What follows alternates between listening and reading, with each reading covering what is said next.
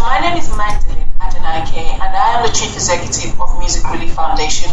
Today I'm on the Carry On Harry show talking about Music Relief Foundation, a youth organization working with young people 11 to 19 years old, using music and the arts and other means as well to be able to support young people to develop confidence and self-esteem, and most especially to raise their aspirations.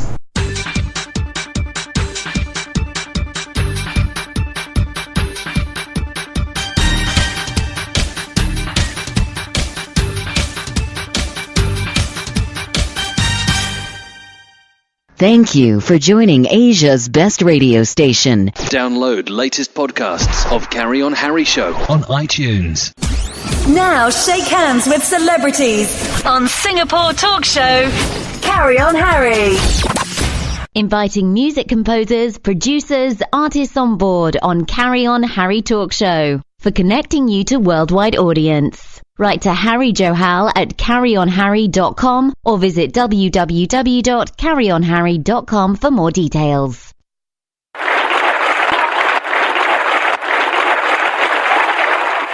Thank you very much. So tell us a little bit about yourself. Where do you come from, and what is the purpose that you are living with? Okay, so my name is Magdalene Adenaike, and I am the Chief Executive of Music Relief Foundation. Mm-hmm. Music Relief Foundation it's a youth organization. We work with young people 11 to 19 years old, and our main ethos is for us to be able to enable these young people to develop confidence and self-esteem and raise aspirations within them, because we understand that young people are the leaders of tomorrow. In recent times, unfortunately, there's been an upsurge of serious youth violence, and many of the young people are either the killers or the victims. And we hear the stories of time and time again of so many families who are mourning the loss of their children, which is not supposed to be. No parent should have to give birth to a child and then have to bury that child at the same time. And so what we do at Music Relief is to work with a group of young people who are basically trained as ambassadors to say, you know what, we are young people and we know that the future is great for us, because no parent wants to see their child dying at the age of 15 or 16 or whatever age. Correct. So we work with these young people through a series of workshops, predominantly around music, but not just music-based, about empowering them, giving them a voice, training them to become youth leaders. So these young people not only use their voices through the message and music, but they also through public speaking to speak out against this evil that is happening amongst their peers, to say, you know what, we need to stop and we need to focus. There's other things out there. So what we're doing is we're providing them with services that will not entertain them, but also giving them another opportunity of them to utilize their energy. During the summer this time, we had our first ever summer scheme. Mm-hmm. And it was a wonderful experience for them, and more so from the feedback we had, because many of the parents were like, very much because it was somewhere that their child can come and they know that their children are safe. And it was a case that the children were able to come to this. Or some children who knew themselves and some who did not know themselves, but they were able to come together and bond in a free space. And they were away from being idle at home and being up to no good, because that's one of the main things we found, that when many young people are left to their own devices, to no kind of parental structure or guardianship, they're kind of left to their own devices, and unfortunately they have been exposed to people out there, putting them in a very vulnerable position. And we try to avoid all of that by the services that we provide for them, either in schools or outside of schools. Correct. In order to identify, the targeted youth, who you think need this kind of services, where they need to be put down into the right direction. What sort of arrangement does your team to identify these kids, who you really want to bring forth to the limelight, so that they can become like ambassador of the purpose that you are carrying on with your organization, Music Relief. So how do you identify those people?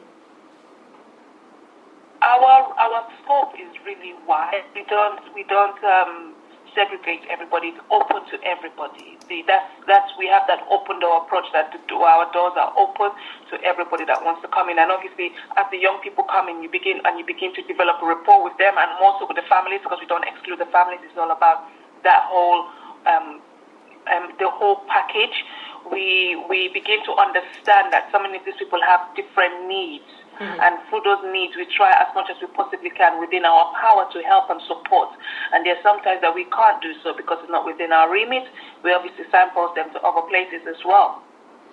So how we attract these young people is very varied. We do either through word of mouth, through family, friends, through social media, and it's just kind of putting it out there and saying, you know what, we're looking for young people between this age group to come and partake in whatever activities that we're having at the particular moment in time. Also, you're always going to have that in as much as you put that information out there, you're still going to have those young people that you really need to reach that you're not getting to. But one thing I've come to realize is that there is a thing called time. Young people have to learn to trust you. And it's by that trust that they will begin to let their guards down. Once they know that, you know what, this is a place, or this is a person, or this group of people that we can go to and we can really relate with, and they can understand us and they will not be judgmental. Correct. They begin to come by themselves. And that's how we have kind of gathered the young people over the years.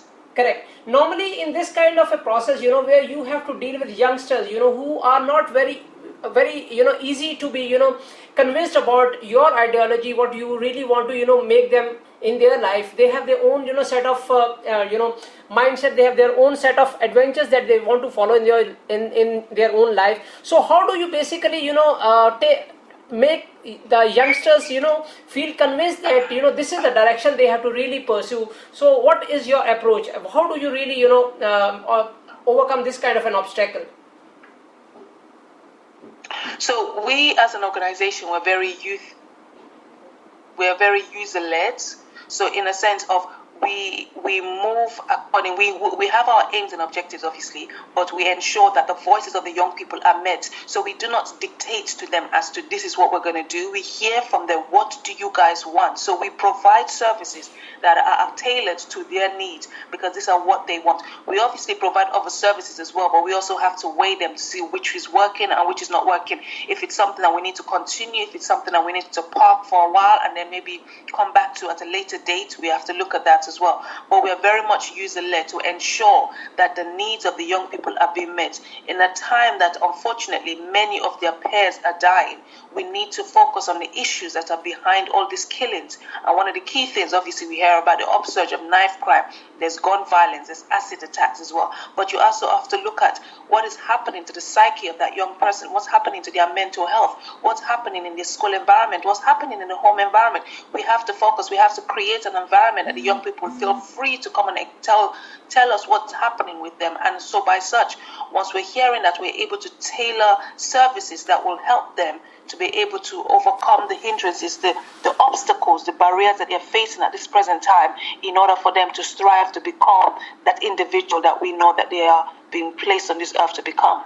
Correct. I understand the objective of Music Relief is a good, towards, making the life of youngster towards constructive side. But, to pursue this kind of a purpose, you really have to have a sound backing, in terms of moral support, in terms of support from, other organizations, support from the society, support from the people who are participating into this kind of a plan. So how do you really, carry forward the objective, of your organization? What is the support system, that is running behind, bringing all these elements together so that the purpose with which you are living, to educate these youngsters to, follow the right direction in their life. Please tell us a little bit about that aspect. Yes, so we do not work in an isolated manner, because we understand that no man is an island. So we work very much we're very much a grassroots community organization.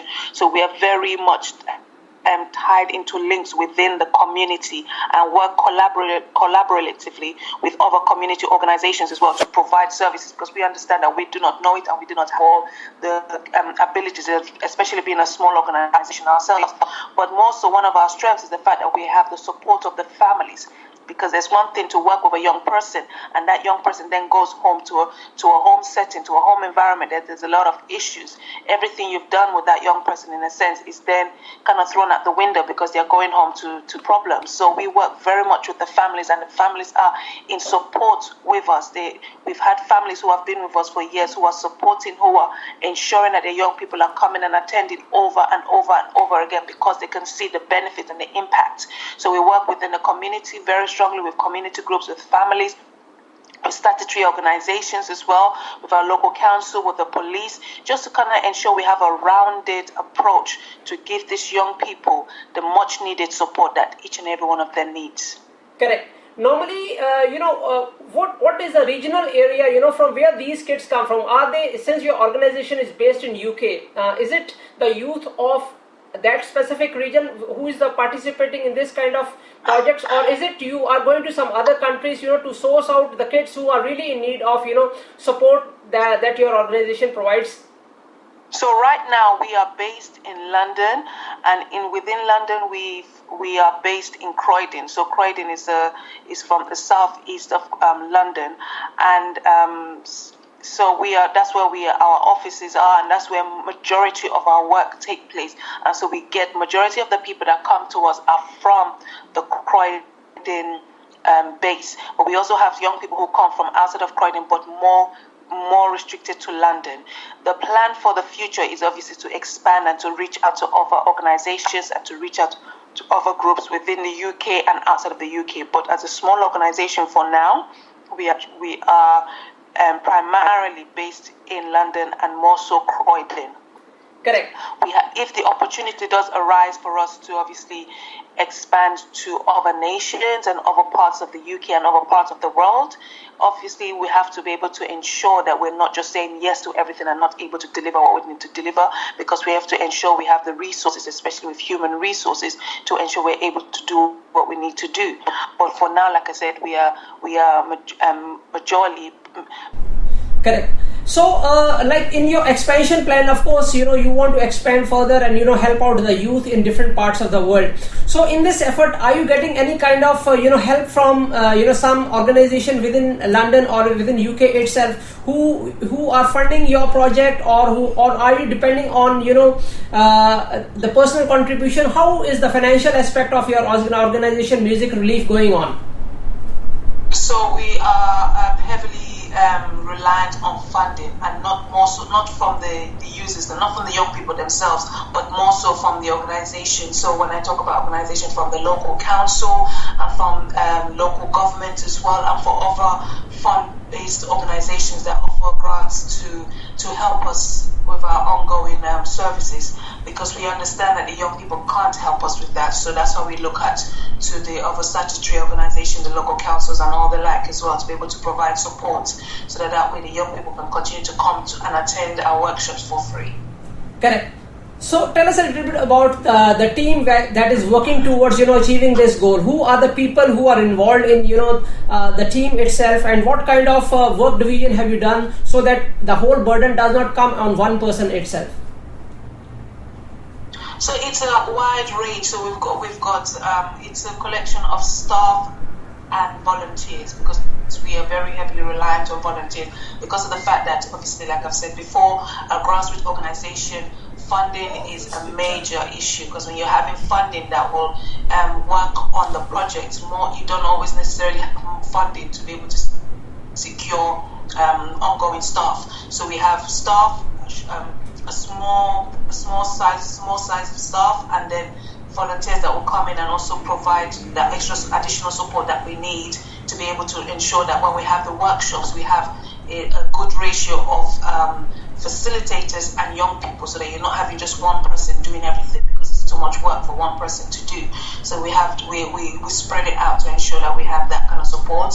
We are also with the ambassadors. If I mentioned ambassadors before, we are working in the ambassadors, these young people themselves, to become peer mentors, so they will come to a point that they themselves will also be able to support their fellow peers and be able to support in workshops. We're not going to leave them fully to run workshops, but they'll be able to support and deliver workshops as well as they continue with the training. That's the plan that we have for them, future plans, to get them to a point that they're able to offer kind of trainings to other people who are coming in as well.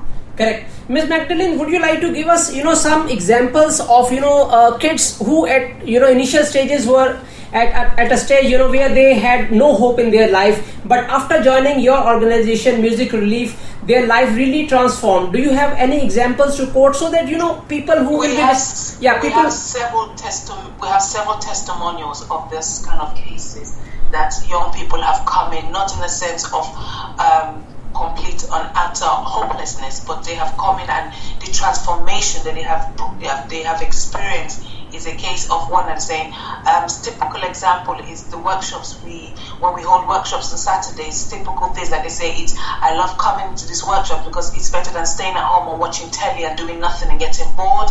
We have another example of young people coming in Geba and saying, you know what, because of the summer scheme that they've had, I don't have to be at home and just doing nothing. I've made new friends that I didn't even know, people I would not normally talk to, I've been able to come to. We have examples of parents who are saying, you know what, because of the fact that you guys have come on board, my child is not going to be kicked out of school.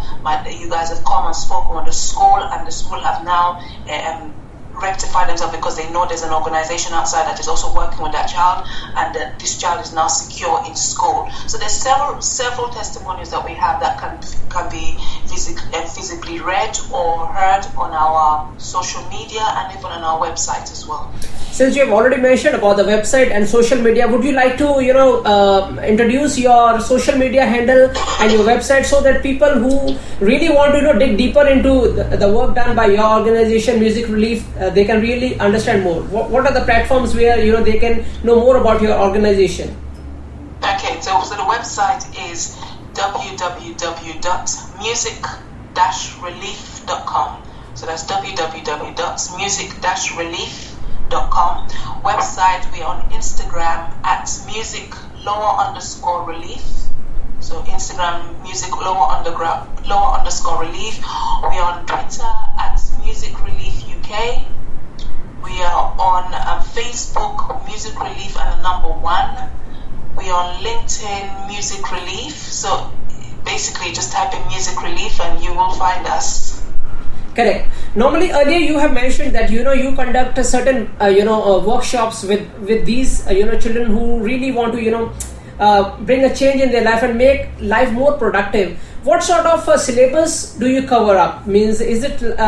Would you like to give us a little bit of an example about what are the things done in these workshops and how these workshop syllabus ultimately leads to developing the personality of children? So far we've been working predominantly on soft skills. What I mean by soft skills, we're talking about issues on confidence building, we're talking about self-esteem, we're talking about public speaking, Great. We're talking about etiquette.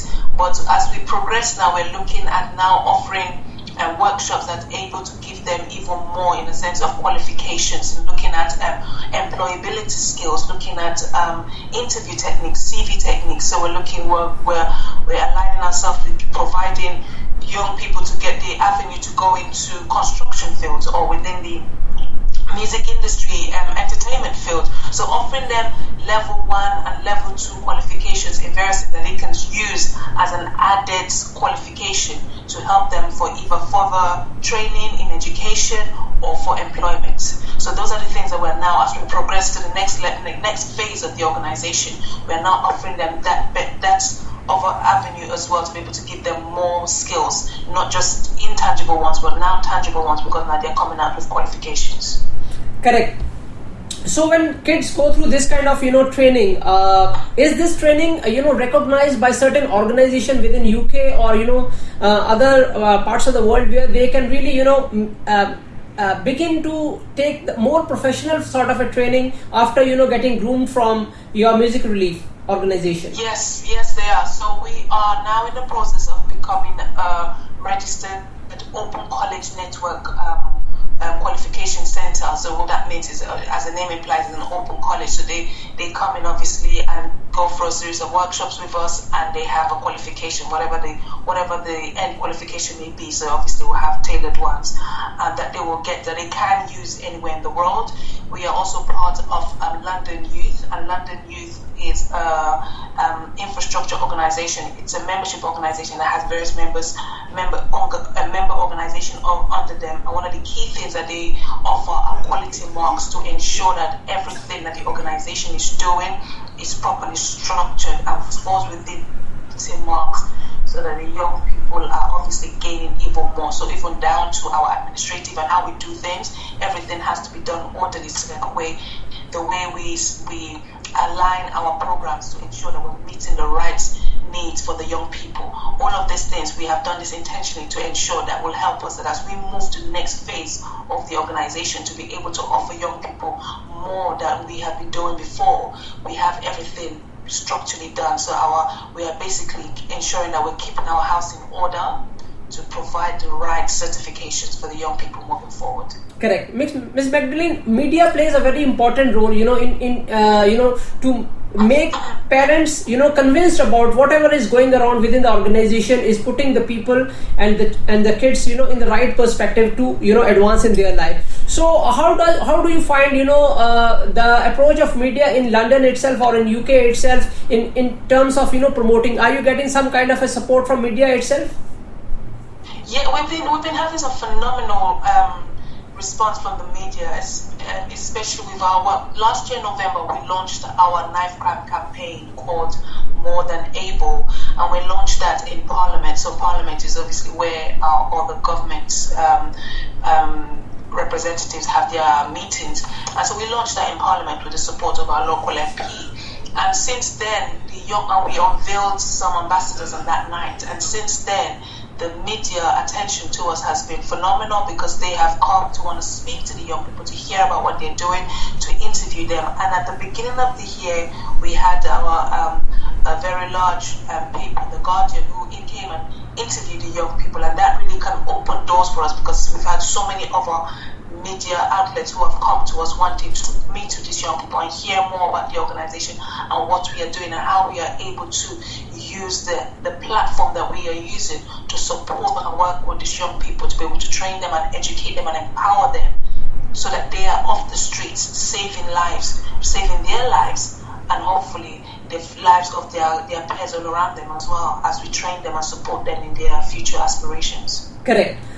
In terms of expansion of your organization, so that more and more different diverse avenues add up to your organization, so that children who are youngsters who are not at the moment able to take advantage of the things that are within this small organization. What all things do you, or what sort of team expansion do you expect to be coming in future? Would you like to invite certain class of people who should be approaching towards music relief organization, so that the platform not only becomes bigger in terms of financial investment, but also in terms of bringing the content which is rightly will be useful for the teenagers who really want to expand further in their life? What sort of people you want in your organization to come forward? So we are widening the scope, so that way we are able to reach out to a wider range of young people. We understand that it's not every young person is involved in a life of crime, and we understand that all young people have their various needs and desires. So we work in various ways to ensure. So one of the key things that we're doing as we move forward is to continue to establish even more partnerships with different organizations. So there are organizations that we may not have already thought of actually connecting with, but we are now in the process of doing so. One of the key things for us right now is that we've produced 2 booklets on knife crime.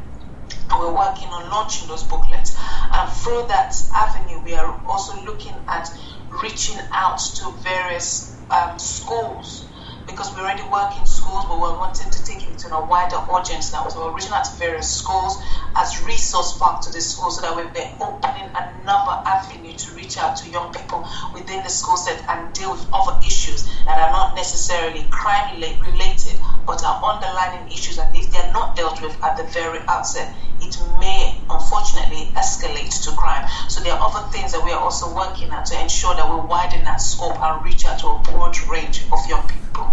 Correct.